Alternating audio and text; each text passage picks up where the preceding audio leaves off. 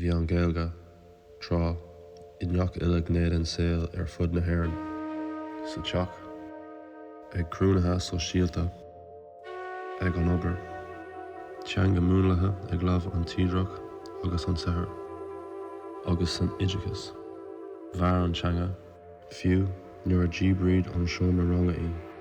ní ábhar scoile amháin a bhíonn si ba bhealach marachtála Iniu áfach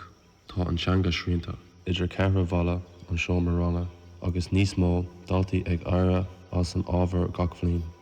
fólam gan úsáid gan fóbal agus fiaframid cén fá a bhfuil an Gaeilge ag streicailt le marachtáil fud na hÉireann monarchana trécha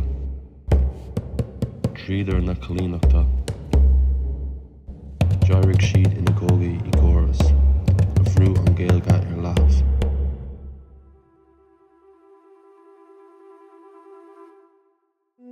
Seo monarcha an siút I cláir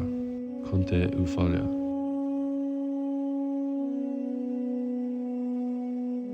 Feargnamh fulamh Ciún Mhógra a bhochan na monarchan Gaelteacht có-amsraithe fálann trí cruthú trí glíseacht trí córá ábhar a gafar staidéar a dhéanamh ar a iompú ina ábhar atá spreagadh le núsáid cearlanna costíneacha teagasc molta digiteacha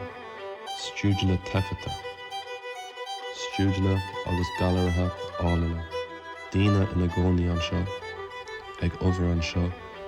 ag fólam anseo ní ran Gaeilge seo is é an saol ina maran an Gaeilge gan téacs leabhar gan scrúdathe ach eispéiris más míon linn go marafad an Gaeilge caithfimid spás a tábhairt di ní hamháin le fólam ach le marachtáil I neach uile gnéad an saol arís